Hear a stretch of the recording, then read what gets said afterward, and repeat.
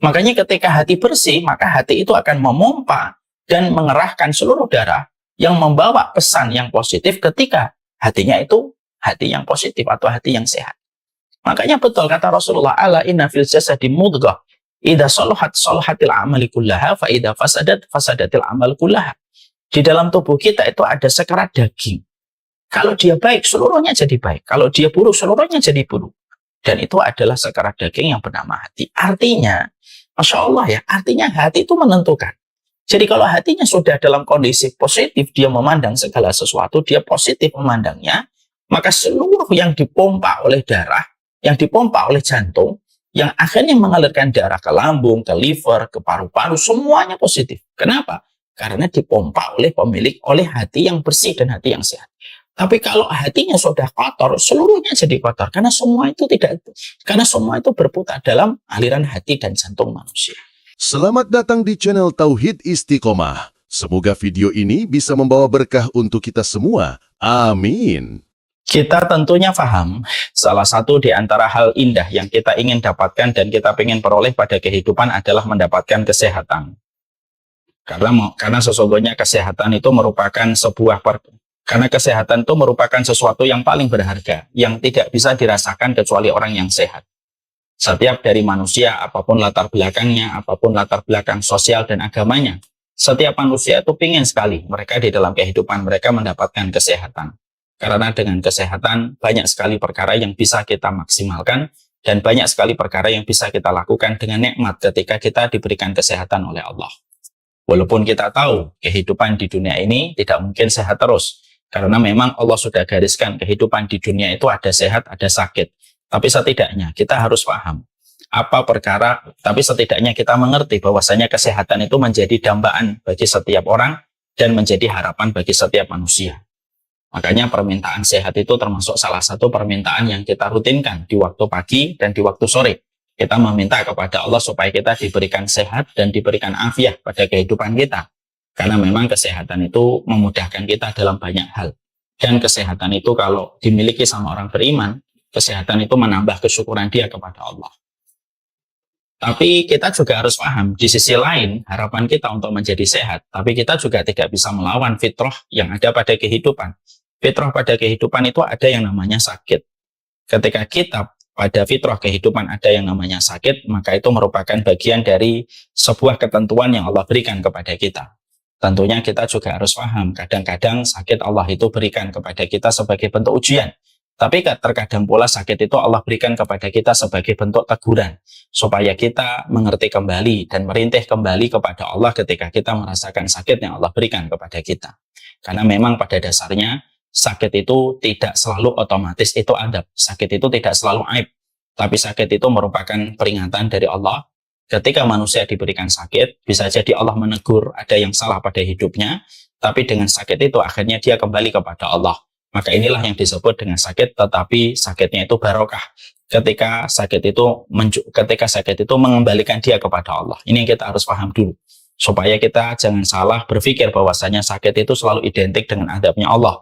Tapi sakit itu bisa jadi merupakan ujian yang Allah berikan. Kalau sakit itu adalah ujian, kalau sakit itu adab, berarti Nabi Ayub mendapatkan adab. Padahal tidak mungkin seorang Nabi mendapatkan adab. Nabi Ayub sakit selama 18 tahun. Selama kurun waktu 18 tahun, beliau berdoa kepada Allah, Inni masaniyal durru wa anta arhamur rahimin. Aku terkena penyakit, ya Allah, dan Engkau adalah Zat yang Maha Pengasih. Maka beliau berdoa selama 18 tahun. Dan sakit itu tidak menjadikan aib bagi dirinya Nabi Ayub. Nabi Ayub tetap dipuji oleh Allah sebagai hamba yang bersabar. Kalau sakit itu aib, berarti Rasulullah tidak mungkin sakit. Karena Rasulullah pun sakit. Bahkan dalam hadis riwayat Muslim, dikatakan di dalam satu riwayat, wa inni la'u'aku kama yu'aku bihi rajulaini minkum. Sesungguhnya, saya kalau sakit, dijadikan perihnya saya 2 kali sakitnya dan perihnya orang biasa. Jadi kalau sakitnya kita demam 37, 38, Nabi 2 kali demamnya kita. Itulah yang dirasakan oleh Nabi. Karena memang sakit yang Allah timpakan kepada baginda Nabi bukan adab, tapi Allah memberikan sakit yang berat untuk ujian, supaya Nabi maksimal mendapatkan nikmat nanti dalam kehidupan di akhirat. Kalau sakit itu aib, berarti Abdullah bin Ubay kalaulah sakit itu aib, maka kita tidak menjumpai ada seorang sahabat wanita yang terkena penyakit ayan, lebih memilih sabar dalam penyakit ayannya ketika Nabi memberitahukan kepadanya bahwasanya kalau dia bersabar atas penyakit ayan, maka dia mendapatkan surga. Dan wanita, sahabat Nabi ini, mantan budak, hitam, legam, akhirnya memilih sabar dengan penyakit ayannya. Karena dia ingin mendapatkan surga yang dijanjikan oleh Rasulullah. Kalau sakit itu aib, tidak mungkin wanita mantan budak ini memilih sakit dengan penyakit ayannya. Kalau sakit itu adalah adab, tidak mungkin kita mendapati Ubay bin Ka'ab, salah satu sahabat Nabi, pernah berdoa kepada Allah, ya. Ketika dia mengetahui bahwasanya demam itu menggugurkan dosa, maka Ubay bin Ka'ab itu berdoa kepada Allah, ya Allah, timpakanlah kepadaku sebuah penyakit dengan demam untuk menggugurkan dosaku, supaya aku bisa tergugurkan kesalahanku, tetapi penyakit demam ini tidak menghalangiku di dalam berbuat ketaatan. Akhirnya Allah mengabulkan. Ubay bin Ka'ab merupakan sahabat yang setiap sore habis asar beliau demam sampai pagi. Dan itu terulang-ulang selama sisa hidupnya sampai beliau wafat. Ini memberi arti kepada kita bahwasanya penyakit itu tidak selalu dan tidak selalu aib. Bahwasanya penyakit itu tidak identik, tidak berkah. Karena yang namanya berkah itu segala kondisi yang membuat kita taat. Bisa jadi ketika ada orang sakit, dia akhirnya taat kepada Allah, dia kembali kepada Allah, dia mengharapkan pahala digugurkan dosanya ketika dia sakit. Bisa jadi sakit itu adalah merupakan bagian dari berkah. Caranya Allah supaya Allah menarik kembali hamba itu kembali kepadanya dan tidak terseret kepada urusan dunia yang melalaikan kalau dia terus-menerus diberikan oleh Allah kesehatan. Nah, itulah yang menjadikan kita harus paham bahwasanya sakit dalam perspektif Islam itu tidak selamanya hitam. Sakit itu tidak selamanya perspektifnya negatif. Sesungguhnya sakit pun bisa berkonotasi dan bermakna positif kalau kita tahu bahwasanya sakitnya ini mengingatkan kita kepada Allah. Ini yang kita harus paham. Maka di sisi yang lainnya, ketika kita mendapati bahwasanya ketika kita mendapatkan sakit, kita sudah luruskan perspektif kita bahwasanya sakit itu tidak selamanya adab, sakit itu tidak selamanya aib. Kita pun juga harus paham bahwasanya Islam pun juga merupakan sunnah yang mengatur bagaimana di dalam Islam ini memberikan pengobatan. Karena sesungguhnya Islam itu bukan hanya ajaran fikih, bukan hanya ajaran sholat, bukan hanya ajaran puasa, tapi Islam itu juga mengatur bagaimana kita di dalam kehidupan ini, kalau kita tertimpa sakit itu, setidaknya Islam itu memberikan kepada kita pengobatan. Ada dua pengobatan di dalam Islam kalau kita perhatikan. Pengobatan yang pertama itu pengobatan output dan input. Ya. Jadi pengobatan itu kalau saya membaca di dalam referensi, sunnah itu memberikan pengobatan itu ada dua. Ada output, ada input. Ada output itu salah satunya ketika kita melihat dalam Islam itu ada namanya hijamah. Hijamah itu mengeluarkan darah kotor, bekam. Itu merupakan pengobatan output yang ada di dalam kehidupan sunnah. Dikeluarkan darah kotor kita supaya tidak menyumpal syaraf, tidak menyumpal kepala, tidak menyumpal bagian-bagian tubuh yang vital. Maka adanya hijamah, adanya fasdu itu mengeluarkan darah-darah kotor. Supaya darah kotor itu tidak menjadi penyebab penyakit-penyakit berat yang diterima sama tubuh kita. Ini pengobatan output. Ada pengobatan juga di dalam sunnah yang kalau kita sederhanakan disebut dengan pengobatan input. Pengobatan input itu ya pengobatan yang kita konsumsi dari apa yang kita makan, apa yang kita konsumsi mendatangkan kesehatan untuk kita. Minum habatus sauda, terus minum talbina, minum madu, itu merupakan pengobatan yang bisa dikonsepkan di dalam Islam. Itu adalah pengobatan yang sifatnya memberikan kesehatan untuk tubuh kita. Ada output, ada input, dan itu harus dilakukan dengan takaran yang benar, dan itu harus dikerjakan dengan panduan orang-orang yang ahli dan expert yang memiliki ilmu pada bidang itu, supaya akhirnya bisa memberikan kesehatan dalam kehidupan manusia. Ada output, ada input. Ya. Tapi tentunya selain kita memperhatikan output dan input yang ada, tapi kita juga harus paham di sisi yang lain, kita juga harus memberikan perhatian bahwasanya bukan hanya pengobatan, output dan input, hijamah dan minum madu yang penting pada kehidupan kita. Tapi dalam sunnah itu juga dibahas bagaimana usaha preventif untuk menjaga kesehatan dari berbagai macam penyakit yang beragam. Karena itu juga salah satunya pengobatan. Pengobatan itu kan tidak selalu mengobati apabila sudah sakit. Tapi pengobatan itu ada yang bersifat al-wiqayatu khairu minal ilaj. Bahwasanya penjagaan itu lebih baik daripada mengobati. Artinya, Di dalam kehidupan sunnah yang kita harus mengerti, Islam itu mengatur kepada kita berbagai macam hal yang sifatnya bukan hanya pengobatan, output dan input, tapi Islam itu juga betul-betul menjaga dari hulu sampai hilir bagaimana memberikan kesehatan kepada manusia. Bagaimana memberikan kesehatan maksimal kepada manusia. Dari hilirnya ada output dan input. Ya. Tapi dari hulunya juga diperhatikan di dalam sunnah, di dalam Islam itu. Apa yang harus kita lakukan dan apa yang harus kita jaga supaya ini tidak memberikan penyakit pada kehidupan kita. Karena termasuk pengobatan itu usaha preventif yang kita lakukan sebelum terjadinya penyakit yang ada pada diri dan tubuh manusia. Makanya kita mendapati setidaknya ada dua yang kita dapatkan. Yang pertama, Islam itu mengatur kepada kita menjaga makan. Tidak hanya sekadar halal tetapi thayyib. Ini kan sudah dijelaskan banyak. Dr. Agus juga sudah menjelaskan tentang ini. Bagaimana kita menjaga makanan. Kemudian ketika menjaga makanan bukan hanya bersifat yang halal tapi juga bersifat thayyib. Karena makanan itu kalau melewati dua filter halal dan filter thayyib, maka itu bisa menjaga kesehatan pada diri kita dan bisa menjaga dan melindungi diri kita dari berbagai macam penyakit.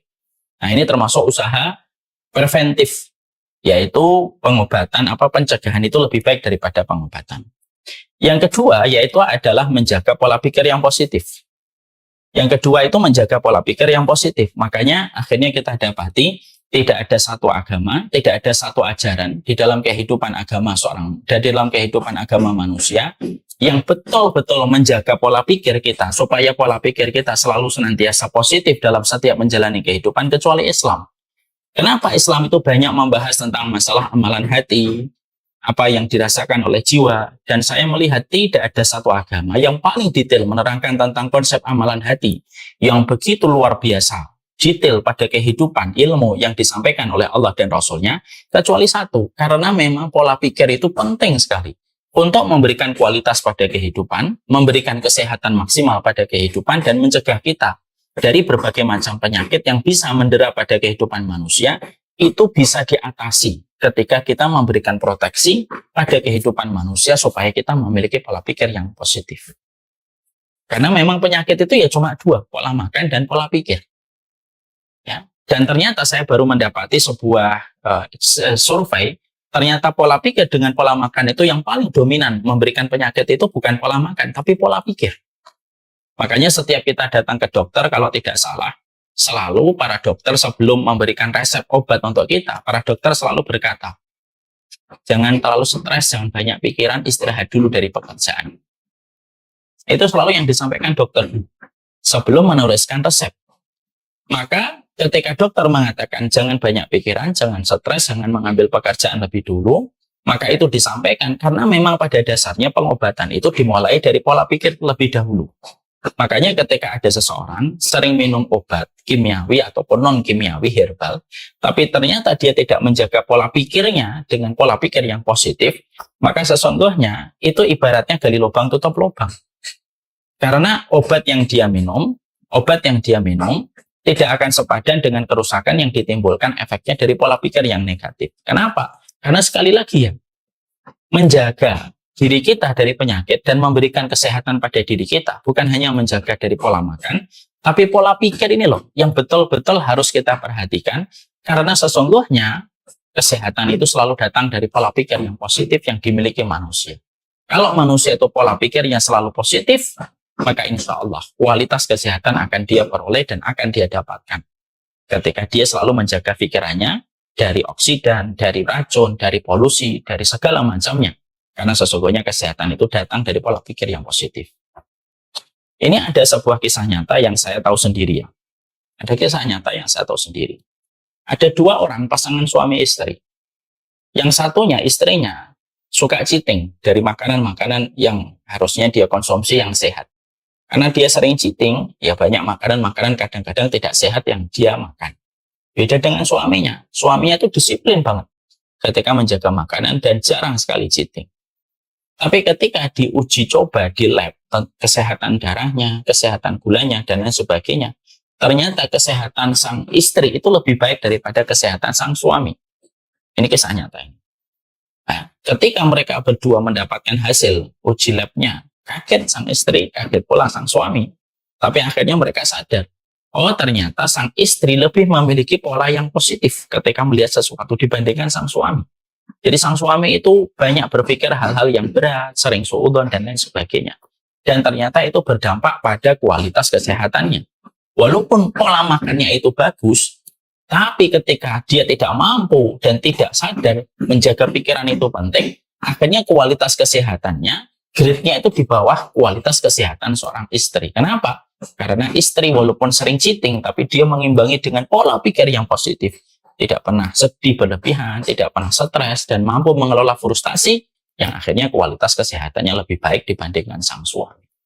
Nah, ini menunjukkan kepada kita dan memberikan kepada kita sebuah arti. Arti yang penting itu apa? Menjaga pola pikir itu penting, dan itulah yang menjadikan kita harus paham. Pengobatan dalam Islam itu tidak hanya melulu output dan input. Tapi pengobatan di dalam Islam itu sangat-sangat menekankan pola pengobatan, yaitu pola pengobatan secara pikiran.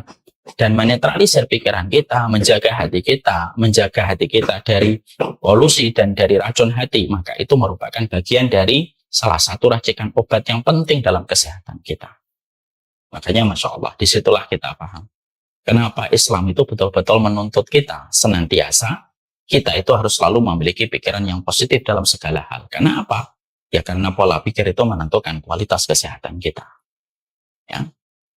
Makanya setidaknya ada empat yang kita harus pahami. Jadi kalau kita rangkumkan dari banyak tulisan para ulama ketika membahas tentang pola pikir, maka setidaknya akhirnya kita harus paham 4 hal. Kita ini harus paham 4 hal. Yang ini sudah kita sarikan dari perkataan dan penjelasan para ulama terdahulu. Untuk memberikan kepada kita pola pikir yang positif, yang harus mulai kita pelajari step-stepnya, lalu kita sadari, setelah kita pelajari, kita sadari, dan kita hadirkan dalam kehidupan kita. Karena apa? Kita ini kalau sering banyak memikirkan beban pikiran dan lain sebagainya, dan tidak keluar dari kelamnya alur berpikir kita selama ini yang selalu negative thinking, yang selalu penuh dengan kebencian, selalu dengan dendam, ini akan mengakibatkan menyebabkan neraca kesehatan kita itu akan menjadi berantakan. Maka setidaknya ada 4 hal yang harus kita perhatikan dalam perjalanan hidup kita, supaya ini merupakan bagian untuk menjaga diri kita dari berbagai macam penyakit buruk yang menimpa kepada kita. Karena penyakit berat itu tidak selalu melulu dari faktor makanan, tapi penyakit berat itu dari pikiran yang akhirnya menggerogoti kesehatan manusia. Apa 4 perkara itu? Yang pertama, yaitu adalah para ulama itu mengatakan kepada kita, seorang mukmin itu dituntut pada kehidupan sunnah yang dia jalani, itu adalah bagaimana dia harus selalu memiliki pikiran yang positif dalam seluruh perkara yang dia temukan pada kehidupan. Ketika dia membaca sebuah takdir yang pahit, dia harus mampu membaca dalam perspektif yang positif. Karena dia tahu ada hikmah di balik setiap peristiwa yang terjadi pada hidupnya. Walaupun peristiwa itu terkadang pahit dan tidak sesuai dengan harapan dia. Tapi kita harus paham, pikiran yang positif itu luar biasa, membentuk algoritma kebaikan pada kehidupan kita. Titik tolaknya itu dari pikiran kita sendiri dulu. Makanya Imam Ibnu Qayyim lalu mengatakan kepada kita, hati-hatilah terhadap pikiranmu. Karena pikiran ini merupakan sesuatu yang paling berharga. Dan pikiran kita akan membentuk banyak hal dalam kehidupan kita. Karena apa yang hadir dalam teras kehidupan kita, itu salah satunya ditentukan bagaimana kita itu berpikir pertama kali ketika memikirkan sesuatu. Dan yang datang itu sesuai dengan apa yang kita pikirkan dengan izin Allah. Makanya ada satu hadis yang luar biasa kalau kita pahami maknanya. Allahu inda dhani abdihi. Kata Rasulullah SAW, beliau mengabarkan Allah itu bersama dengan prasangka hambanya. Berarti secara tidak langsung Nabi itu memberikan kepada kita sebuah atmosfer. Kalau kita ingin secara kualitas kesehatan kita peroleh, kualitas kesehatan itu dimulai dari cara kita berpikir. Ketika kita membangun tren berpikir kita kepada arah yang positif dalam segala hal. Makanya kita jumpai di dalam Al-Quran, di dalam Sunnah itu semuanya tren yang dibangun dan atmosfer yang dibangun di dalam Al-Quran dan As-Sunnah itu selalu membangun kepada pemikiran yang positif. Karena apa? Ya karena masalah manusia itu apa? Manusia itu suka memikirkan dari perspektif yang negatif. Makanya kita tentunya masih ingat ada sebuah riwayat Rasulullah SAW pernah mendatangi Arab Badui. Rasulullah pernah mendatangi Arab Badui. Ya. Ternyata ketika Rasulullah mendatangi Arab Badui, beliau dalam kondisi sakit. Maka saat itu Rasulullah mendoakan. Lihat bagaimana kita mendoakan orang yang sakit. Mendoakan orang yang sakit itu membuktikan bahwasanya nuansa dan atmosfer yang dibangun Islam itu selalu positif. Doanya kita sama orang sakit itu apa? La ba'sa tahurun insyaallah. Tidak apa-apa. Tidak apa-apa.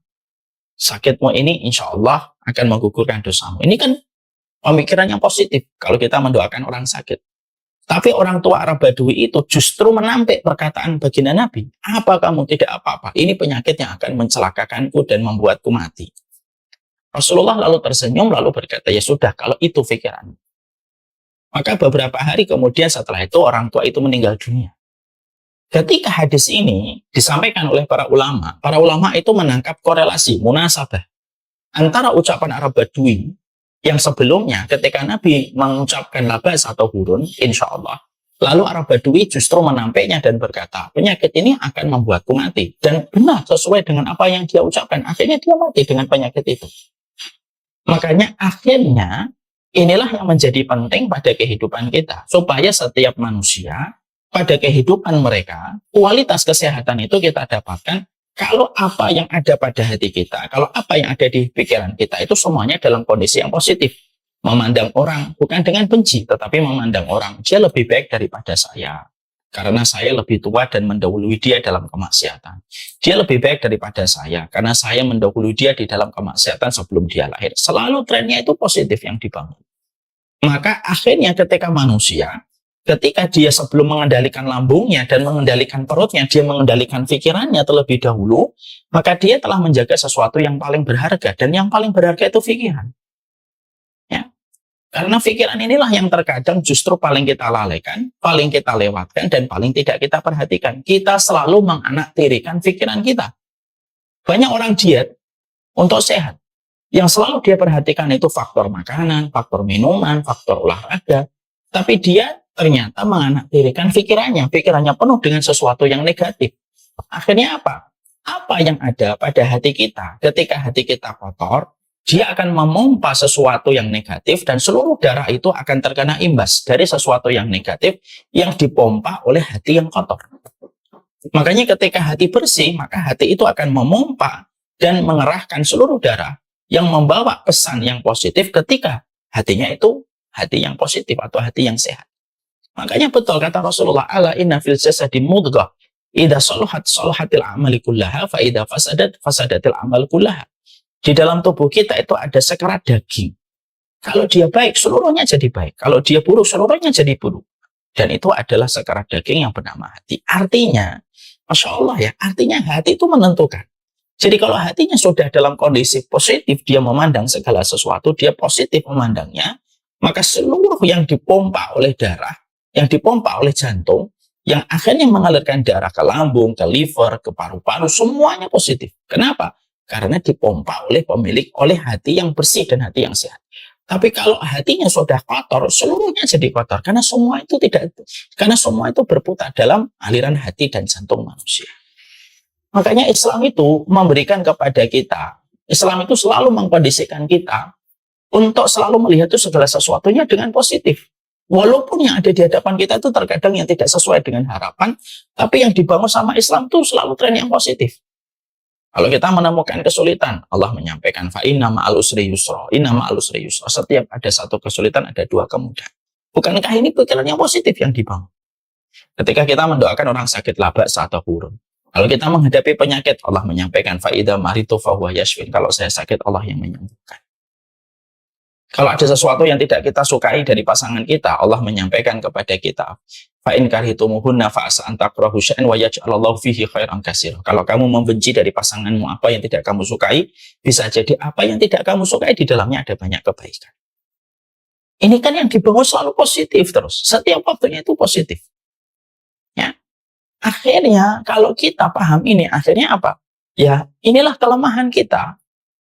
Inilah salah satu kegagalan kita untuk mendapatkan kesehatan. Salah satunya, kita sering fokus sama makanan, kita fokus sama minuman yang tidak mengandung gula, kita fokus mengurangi nasi yang ada glukosanya, tapi kita biarkan pikiran kita negatif terus. Negatif melihat orang, negatif melihat teman kantor, melihat teman circle kita, yang akhirnya seluruh hal-hal yang negatif yang terus direspon sama hati kita, akhirnya mengalirkan darah yang suasananya itu suasananya negatif. Dan akhirnya menjadi sebab banyak kerusakan dan penyakit yang hadir pada kehidupan kita. Ya, kenapa akhirnya hadir penyakit banyak itu? Ya dimulai dari pikiran yang negatif. Ya, makanya Islam itu selalu mengarahkan kita itu untuk melihat itu dalam kacamata yang positif. Makanya maaf ya, sampai-sampai ketika kita berdosa pun itu tetap dibangun oleh Allah pikiran yang positif. Kalau kamu berdosa, tapi kamu juga dalam kondisi, kalau kamu berdosa, tapi juga kamu dalam kondisi punya Allah yang Maha Pengampun, dosamu itu akan diampuni oleh Allah Subhanahu wa Ta'ala. Ini loh yang kita harus selalu menjadi PR kita. Makanya kenapa kita kalau setiap kita bangun tidur gitu, ya kita selalu disuruh untuk melaksanakan sholat malam, minimal sholat witir, supaya kita terkoneksi dengan Allah, supaya kita memiliki pikiran itu positif gitu. Ya, kita hari ini akan menjalani apa? Kita disuruh untuk duduk sebentar setelah kita sholat malam. Namanya khulwah. Khulwah itu ya duduk di hadapan Allah dan berdialog dengan Allah pada apa yang akan kita jalani. Itu namanya khulwah. Oh, hari ini begini, Allah mudahkan. Hari ini istri saya taat. Hari ini ada orang yang baik. Hari ini ada orang yang menolong saya. Hari ini saya diberikan keselamatan. Ya, itu yang harus selalu kita mulai ketika kita sebelum memulai hari kita. Sehingga akhirnya pikiran kita itu terisi dengan sesuatu yang positif dalam segala hal. Dan kalau sudah terisi dalam segala sesuatu yang positif, maka yang hadir itu dalam teras kehidupan kita itu yang baik-baik. Makanya Nabi tidak pernah membangun pikiran yang negatif. Nabi itu tidak pernah membangun pikiran yang negatif. Ya. Makanya sampai ketika dalam perang yang mencekam saja, Nabi itu membangun itu konsep yang berpikir itu positif. Ibu-ibu dan bapak, sadar nggak? Ketika terjadi perang Khandaq, itu kan suasana itu mencekam. Karena kota Madinah dikepung oleh pasukan Quraisy musyrikun yang datang 10.000. Bersenjata lengkap. Yang siap melumat dan memutilasi setiap para sahabat yang beriman kepada Allah. Dan mereka pada saat itu disebut dengan pasukan Ahzab. Kenapa? Karena mereka berkoalisi. Karena orang yang benci sama Islam itu, kalau menghadapi Islam sudah tidak punya keberanian, akhirnya mereka itu main keroyokan. Makanya disebut dengan Ahzab. Orang koalisi mereka. Maka pada saat dalam kondisi genting, dalam kondisi mencekam pada saat itu, akhirnya pada kondisi sangat mencekam itu, para sahabat memutuskan sebagaimana ide dari Salman Al-Farisi, yaitu membuat parit. Ketika membuat parit, maka ada satu batu yang tidak bisa dipecahkan oleh para sahabat. Akhirnya Nabi sendiri yang turun tangan. Nabi yang memecahkan batu itu. Tapi yang luar biasa dari baginda Nabi itu apa? Nabi itu ketika memecahkan batu itu tuh sembari beliau itu memiliki sebuah sikap yang optimis. Aku telah diberikan kunci Syam, aku telah diberikan kunci Romawi, aku akan diberikan kunci Yaman. Dan itu diucapkan Nabi ketika dalam kondisi perang Ahzab, yang belum tahu menang atau kalah nantinya. Tapi Nabi dengan positif membangun mentalitas para sahabat pada saat itu bahwasanya mereka bukan hanya menang sama orang musyrik. Loh, sampai Syam, sampai Yaman nanti pun akan dimenangkan oleh pasukan Islam. Itu hal yang positif yang dibangun oleh Nabi Shallallahu Alaihi Wasallam. Maka inilah yang menjadi kekurangan besar pada kehidupan kita. Kekurangan besar pada kehidupan kita itu adalah kita senantiasa membiarkan pikiran kita itu negatif. Setiap waktunya, setiap melihat sesuatu dalam sudut pandang yang negatif, itulah yang menjadikan akhirnya makanan sesehat apapun, tetapi kalau tidak ditopang dengan pikiran yang positif, maka sesungguhnya itu sebagaimana pengobatan gali lubang tutup lubang. Antara yang digali dan ditutupi tidak seimbang. Karena apa? Pola pikir. Terutama ketika datang dari pola pikir yang negatif. itu dampaknya luar biasa memberikan penyakit pada kehidupan manusia.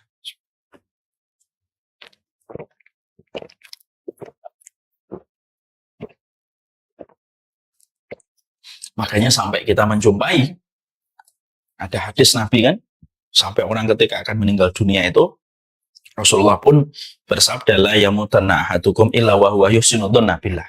Jangan sekali-kali mati. Jangan sekali-kali mati kecuali kamu berprasangka yang baik sama Allah.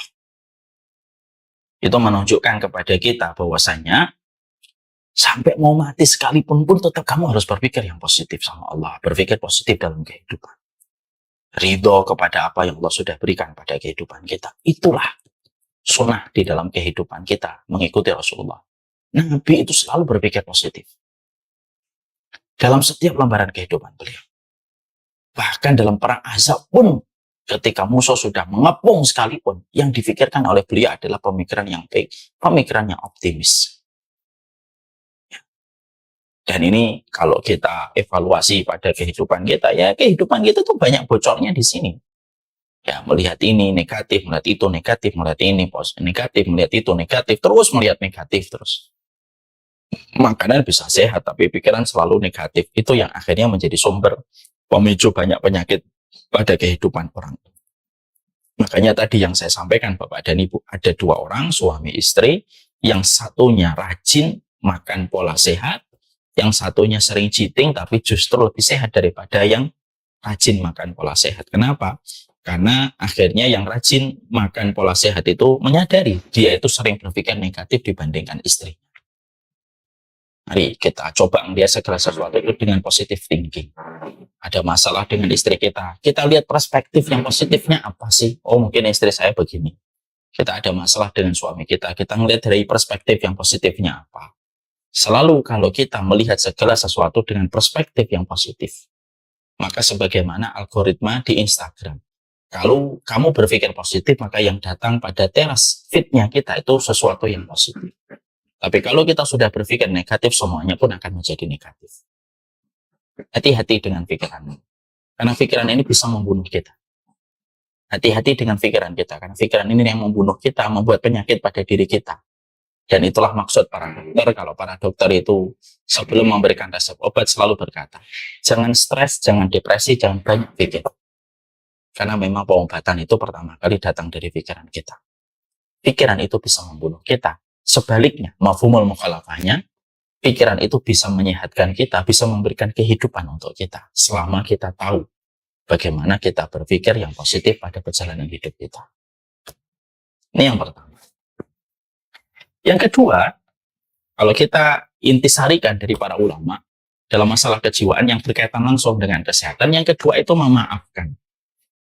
Nah, memaafkan ini merupakan salah satu di antara bentuk pikiran yang baik yang bisa menjadi obat dalam segala. Kita tentunya paham, dendam itu merupakan sebuah hal yang berat. Kalau manusia itu sudah memiliki dendam di dalam hatinya, dendam itu membuat berat pada kehidupan.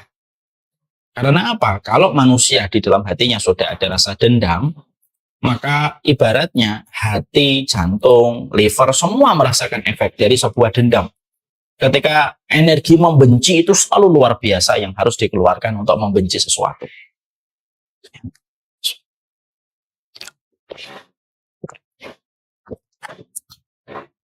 Saya sempat berpikir jauh.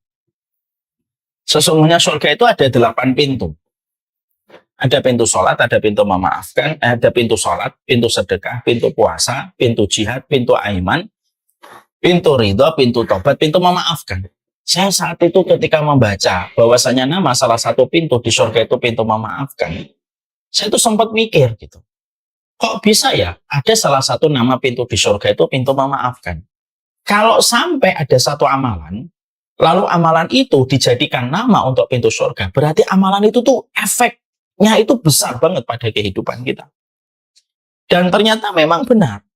Memaafkan itu Allah ulang-ulang di dalam Al-Quran dan Allah ulang kembali di dalam hadis. Perintah dan keutamaan kita untuk memaafkan dan meminta maaf itu karena memang pada dasarnya memberi maaf terhadap orang itu merupakan sebuah surprise dari hadiah tercantik untuk hati kita supaya hati kita tersenyum, Karena kalau dendam kita biarkan dan kita rawat dendam itu merenggut senyuman pada hati kita, dan akhirnya hati kita itu merasakan frustasi dan merasakan berat ketika hati kita dipenuhi dengan rasa dendam.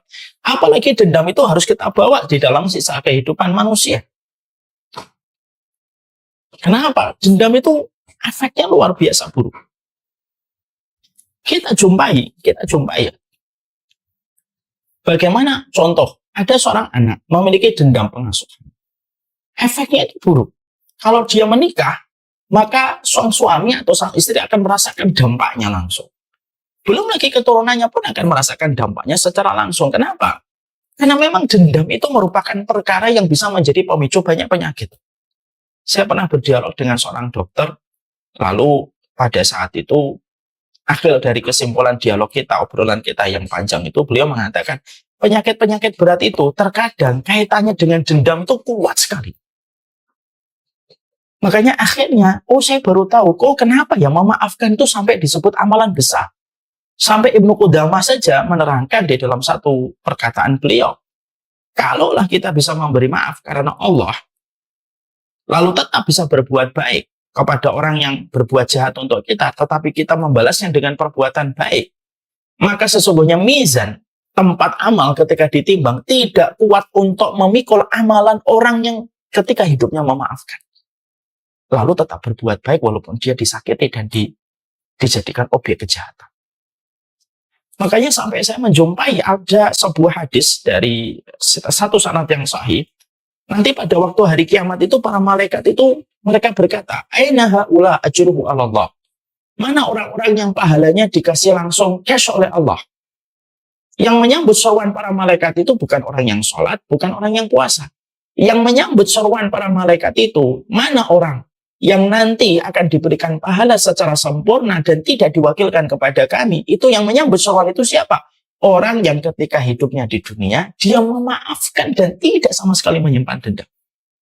Maka pahala mereka tidak dititipkan kepada para malaikat, karena malaikat tidak mampu memikulnya, karena beratnya pahala orang yang memaafkan, tetapi Allah sendiri yang langsung memberikan pahala itu kepada orang yang pernah memaafkan ketika di dunia. Saya ketika mendapati,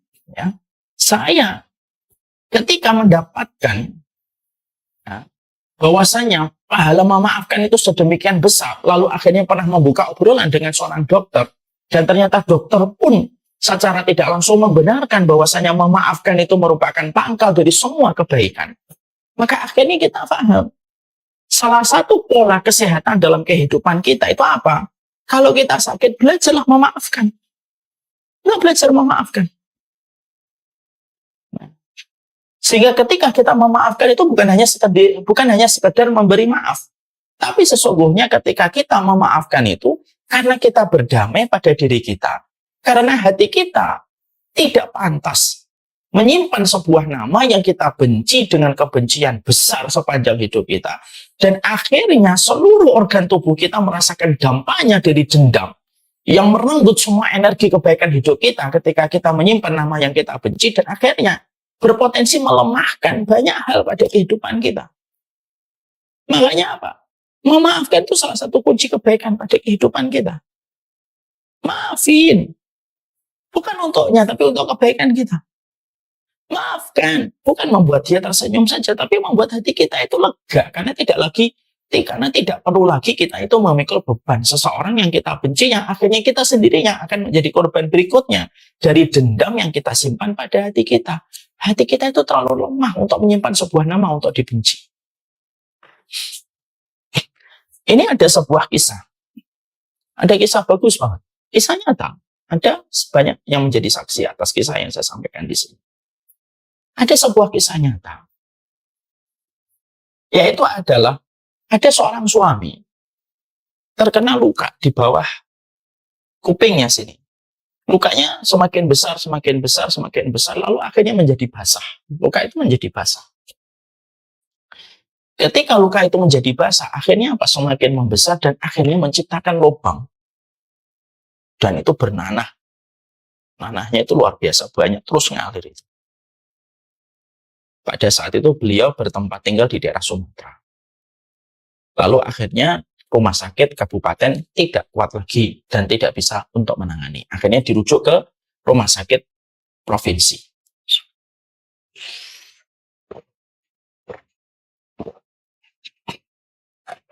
Ketika akhirnya seluruh administrasi lagi diurus, maka di antara keluarganya ada yang mengusulkan, coba kita ikhtiar dengan ikhtiar alternatif yang lain. Akhirnya ketemu dengan seorang tabib yang insya Allah beliau paham syariat, paham sunnah gitu ya. Dan beliau itu selalu mendiagnosa setiap penyakit itu dengan kondisi kejiwaan. Ya. Ketika melihat lukanya itu, maka sang tabib ini, beliau menyampaikan, ini ada hubungannya dengan pikiran dia. Lalu akhirnya sang bapak yang luka ini ditanya, Bapak punya sesuatu nggak yang Bapak simpan? Dendam. Sang bapak pertama kali menolak tuduhan dia memiliki dendam. Dia mengatakan, saya nggak punya dendam, Pak. Saya orangnya baik-baik aja. Betul, Pak, yakin? Iya. Saya nggak pernah benci sama orang. Gak usah ditutup-tutupin. Kalau memang Bapak memang ada dendam, coba deh divalidasi dendamnya, lalu dirilis. Tapi beliau tetap ngotot. Saya nggak punya dendam dengan siapa. Kalau Bapak tidak mau jujur sama hidupnya, sulit rasanya bisa mengobati dari luar. Kalau dari dalamnya saja kita tidak mau untuk memvalidasi dan merilis apa yang pernah terjadi pada kehidupan kita. Pada saat itulah akhirnya apa? Pada saat itulah sang bapak akhirnya tumpah tangisnya dan jujur mengatakan, dia saya pernah dendam panjang. Dengan siapa dendamnya? Yang dia ngakui dengan istrinya. Istrinya yang saat itu juga merawat beliau, menemani beliau pada saat itu, juga kaget, loh Bang, kamu dendam sama saya. Maka sang suami akhirnya menganggukkan kepala untuk menunjukkan jawaban iya, dia dendam sama istrinya. Gimana sebab terjadinya demam? Jadi beberapa puluh tahun yang lalu, istrinya pernah selingkuh, dalam tanda petik, dengan seorang laki-laki di satu kampung. Perselingkuhan ini perselingkuhan hanya cicat dan obrolan saja sebenarnya. Tidak sampai melewati batas lah, tidak sampai ke kamar, tidak sampai zina. Nah, ketahuan sama sang suami terlebih dahulu, dan akhirnya sang wanita itu betul-betul sudah minta maaf. Tapi apalah daya, ternyata sang laki-laki yang menjadi partner selingkuhan dari istrinya itu satu kampung dengan dirinya. Yang akhirnya dia sering bertegur, yang akhirnya dia sering ketemu di jalan, sering ketemu ketika lagi di masjid, dan akhirnya membuat luka itu tidak pernah kering. Karena sering ketemu terus, dan akhirnya kalau ketemu itu teringat lagi, kalau ketemu teringat lagi, kalau ketemu teringat lagi. Padahal istrinya sudah betul-betul bertobat dan minta maaf. Ini kisahnya nyata ini. Nah itulah yang membuat saya, kata sang suami, susah memaafkan dirimu. Kenapa? Saya sering ketemu dia. Setiap ada beberapa momen gitu, saya ketemu lagi, dan membuat luka saya tidak pernah kering. Setelah dia mengungkapkan perasaannya, maka sang tabib ini berkata, Bapak sekarang mau nggak memaafkan istrinya dengan tulus dari hatinya? Tidak lagi dendam. Iya, insya Allah, Cik, saya akan memaafkan Cik. Panggilannya Cik, saya akan memaafkan beliau. Kenapa Bapak yakin bisa memaafkan kali ini? Ya karena ketika saya dalam kondisi tiduran, sakit berat, di sini mengeluarkan nanah, yang paling setia merawat saya, sampai tidak ada sama sekali rasa jijiknya untuk merawat saya, itu istri saya. Kalau begitu Pak, saya kasih resep obat, nanti Bapak juga minum, dari dokter juga silakan diminum, tapi dimulai dari hati yang maaf. Dengan izin Allah, akhirnya dimaafkan itu istrinya. Tulus gitu, karena dia juga melihat ketulusan istrinya yang betul-betul sudah bertobat gitu. Dan tidak lama setelah itu, luka yang asalnya basah, lalu tiba-tiba dengan izin Allah mengering kembali, sampai akhirnya sembuh dengan izin Allah. Sampai dokter pun bingung. Ini kisah nyata. Banyak yang menjadi saksi atas kisah ini. Saya menyampaikan kisah ini supaya kita akhirnya paham apa yang tadi kita pelajari. Bahwasanya salah satu part penting pada kehidupan kita adalah, selain kita selalu berpikir yang positif, kehidupan kita itu perlu seni untuk mengeluarkan satu nama yang kita dendam kepadanya, kita keluarkan nama itu, lalu ketika kita mengeluarkan nama itu, lalu akhirnya kita memaafkan dan tetap berbuat baik. Berbuat baik itu bukan hanya sekedar memberikan kebaikan orang yang kita berikan maaf, tapi sesungguhnya ketika kita memaafkan itu pada dasarnya untuk kebaikan hidup kita. Karena hati kita, jiwa kita, ini terlalu lemah untuk menanggung satu nama yang kita benci pada sepanjang sisa hidup kita. Dan itu yang harus menjadi kita. Ini harus paham. Sehingga akhirnya kalau kita memahami ini, akhirnya apa? Jangan-jangan banyak sakit yang tidak segera berujung dengan kesembuhan itu apa? Ya karena memang kita tidak maksimal betul-betul mengobati dari dalam diri kita. Ketika masih banyak amarah, masih banyak emosi, banyak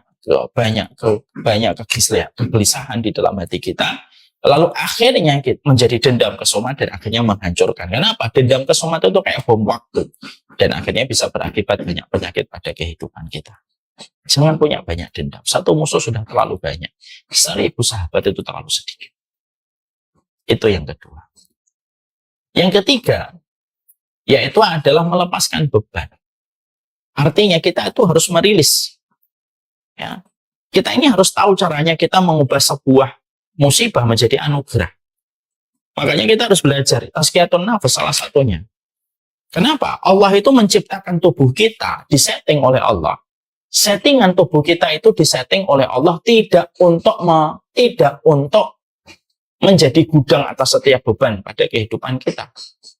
Tapi Allah itu menciptakan manusia itu defaultnya itu adalah manusia itu harus merilis dan tahu cara melepaskan beban ujian yang ada pada hidupnya supaya tidak menjadi beban yang mengakibatkan banyak kesulitan dan penderitaan serta penyakit pada dirinya. Sebagaimana fisik kita itu disetting oleh Allah untuk mengeluarkan kencing dan mengeluarkan kotoran. Kalau tubuh kita tidak bisa mengeluarkan air seni dan kotoran, maka akibatnya penyakit pada diri kita. Oleh karenanya, salah satu di antara hal yang kita harus paham dan kita harus pelajari ini ada di materi Tazkiyatun Nafs. Gimana sih caranya merilis beban kalau ada datang dalam kehidupan kita? Merilisnya itu gimana? Supaya bisa keluar. Ya. Karena apa? Karena yang sering akhirnya berakibat buruk, menimbulkan kerusakan pada sel darah kita, menimbulkan kerusakan pada syaraf kita, itu apa? Terlalu banyak beban. Setiap masalah kita timbun, kita biarkan masalah itu tidak kita selesaikan satu persatu dengan cara penyelesaian yang benar, dengan ilmu yang kita pelajari, dengan tazkiyatun nafs yang kita kaji. Akhirnya sebagaimana pikiran dipakai terus untuk menanggung beban terus menerus setiap waktunya, sebagaimana mobil yang terus dipaksa untuk jalan, maka mesinnya itu mesin capek. Maka salah satu rumpun ilmu ketika kita berusaha melepaskan beban itu apa? Pelajari tazkiyatun nafs. Kenapa? Materi tazkiyatun nafs itu salah satu materi untuk melepaskan beban dalam setiap kehidupan kita kalau tiba-tiba kita menghadapi kehidupan tidak ideal sebagaimana yang kita mimpikan dan tidak sebagaimana yang kita bayangkan. Ya? Makanya kalau dalam tazkiyatun nafs itu ada banyak ya. Ada banyak cara tulis, banyak cara untuk merilis apa sih yang menjadi beban supaya beban itu bisa keluar pelan-pelan. Makanya akhirnya kita harus pahami cara melepaskan beban itu apa. Karena kalau kita sudah dilepaskan bebannya, kalau kita mengikuti petunjuk ilmu, itu yang Allah maksudkan di awal surat Al-Insyirah. Alam nashrah laka sadrak. Bukankah kami yang telah melapangkan dadamu? Jadi manusia itu kalau mereka sudah tahu cara melepaskan masalah yang hadir pada hidupnya, enak dia. Sebagaimana tubuh kalau sudah mengeluarkan air kencing itu plong. Akhirnya air seninya itu tidak menjadi racun untuk liver, tidak menjadi racun untuk lambung. Kenapa? Karena sudah dikeluarin. Lah banyak manusia itu hari ini kalau ada masalah, maka dia buka pintu hatinya untuk memasukkan masalah itu, lalu dia tutup, lalu dia jadikan gudang pada dirinya, lalu jadi beban. Kenapa? Masalahnya nggak selesai-selesai dan tidak berusaha untuk menyelesaikan sesuai dengan petunjuk. Akhirnya apa? Ya akhirnya kehidupannya banyak mengalami kecelakaan. Kenapa? Beban itu terlalu berat. Sehingga akhirnya kalau tidak kita berusaha melepaskan beban, contohnya dengan kita sholat malam, contohnya dengan kita melihat dengan husnudon setiap takdirnya Allah, kan itu ada ilmunya banyak dalam tazkiyatun nafs. Maka akhirnya beban itu sebagaimana mesin capek pada mobil yang terus kita paksa untuk jalan muter terus sebagaimana taksi. Akhirnya kemampuan mesin capek pada taksi itu tidak akan pernah bisa bertahan lama dibandingkan dengan mesin yang tidak dipakai dan diforce terus menerus. Makanya akhirnya apa? Melepaskan beban gitu. Jadi kalau ada masalah, kita harus tahu, yaitu how to release. Kita ini harus tahu bagaimana melepaskan beban itu.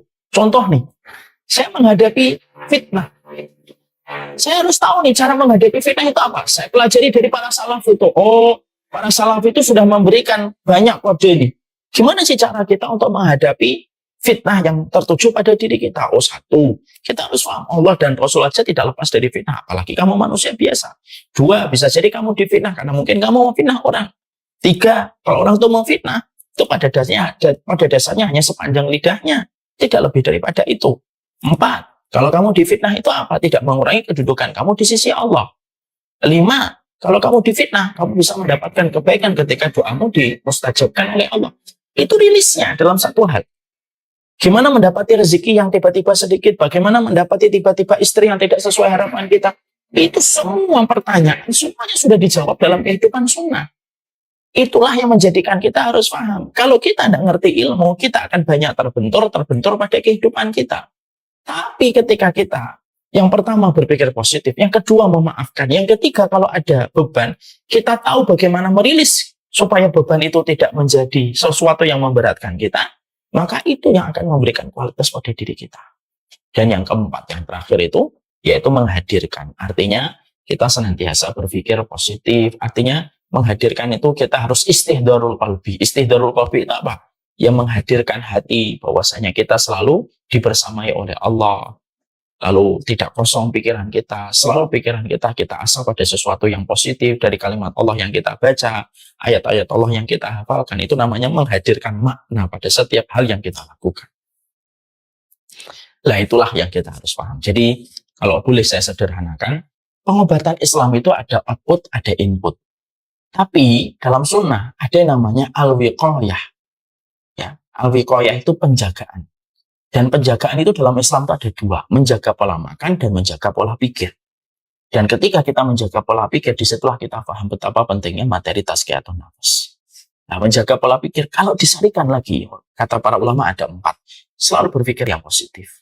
Yang kedua, memaafkan kepada orang yang ada di sekitar kita. Yang ketiga, melepaskan beban kita. Artinya, kalau ada masalah itu langsung cari obatnya, cari ilmunya sesuai dengan petunjuk sunnah. Kemudian yang keempat yaitu adalah menghadirkan makna dalam setiap apa yang kita lakukan. Jangan melakukan sesuatu hanya sekadar autopilot, hanya melakukan sesuatu hanya sekadar rutinitas, kosong tanpa makna. Karena pikiran yang kosong itu lebih berbahaya daripada karat untuk besi. Nah, ini yang kita harus jaga. Wallahu a'lam bishawab. Pastinya materi ini hanyalah materi di permukaan saja. Saya yakin insya Allah Dr. Agus lebih paham lagi untuk membahas tentang materi pengobatan ini dan materi kesehatan ini supaya betul-betul maksimal apa yang kita pelajari dan apa yang kita kaji insya Allah.